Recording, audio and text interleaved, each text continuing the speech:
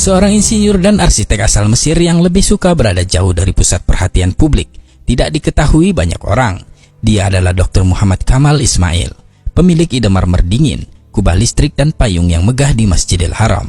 Beliau orang termuda dalam sejarah Mesir yang memperoleh ijazah sekolah menengah atas, orang termuda yang terdaftar di sekolah teknik kerajaan pertama, orang termuda yang lulus dan dikirim ke Eropa untuk mendapatkan 3 gelar dokter di bidang arsitektur Islam. Dia juga yang termuda yang mendapatkan syal Nil dan pangkat besi dari raja.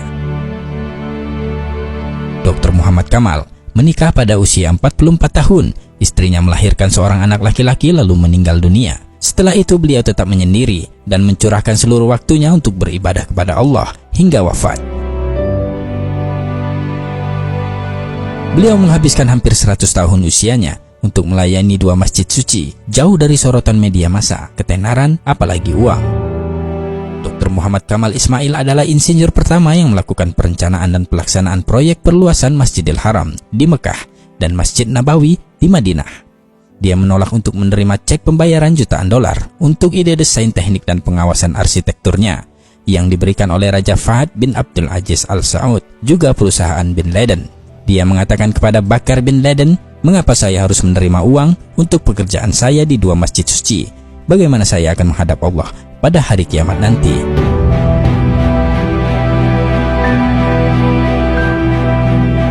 Dokter jenius ini memiliki kisah ajaib atas kuasa Allah yang menakjubkan dan luar biasa sehubungan dengan batu marmer yang dipakai untuk lantai Masjidil Haram, juga Masjid Nabawi.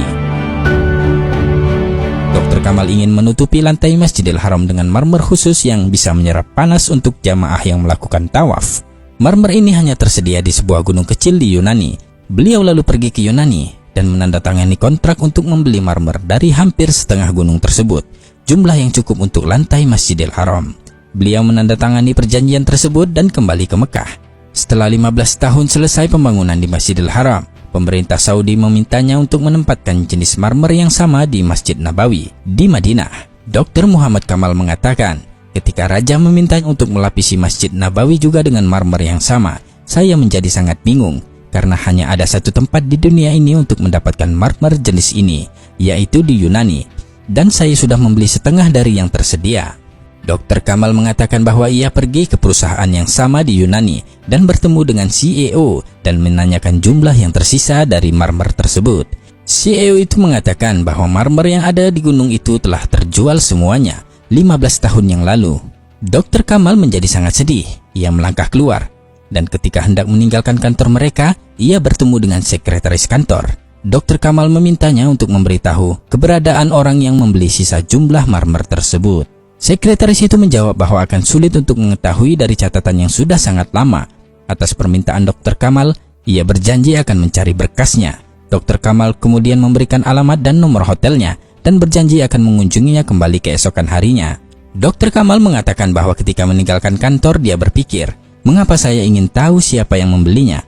Dalam hati saya berkata pada diri saya sendiri, Allah akan membuat sesuatu yang luar biasa terjadi," ujarnya.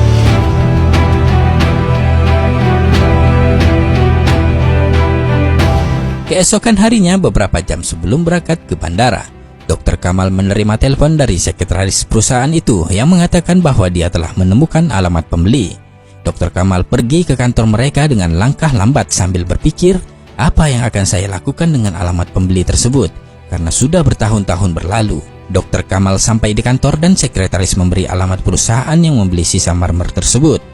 Dr. Kamal mengatakan bahwa jantungnya berdegup kencang saat mengetahui bahwa perusahaan yang membeli marmer tersebut adalah perusahaan Saudi Arabia. Dr. Kamal pun terbang kembali ke Arab Saudi pada hari yang sama, dan setibanya di sana, ia langsung menuju ke kantor perusahaan yang membeli marmer tersebut dan bertemu dengan direktur admin dan menanyakan apa yang telah dilakukannya dengan marmer yang dibelinya beberapa tahun yang lalu dari Yunani. Direktur admin berkata, "Saya tidak ingat." Dia lalu menghubungi bagian gudang dan bertanya tentang marmer putih dari Yunani, dan mereka mengatakan kepada Dr. Kamal bahwa semua jumlah marmer yang dibeli 15 tahun yang lalu masih ada dan tidak pernah digunakan. Subhanallah.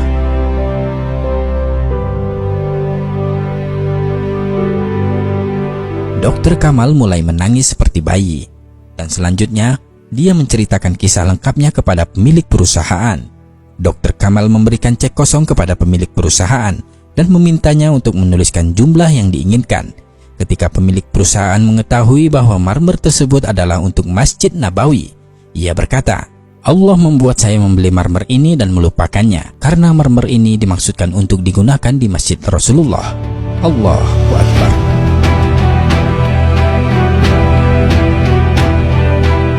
Betapa kuasanya Allah membuat skenario bagi hamba-hamba pilihannya, semua atas kehendaknya.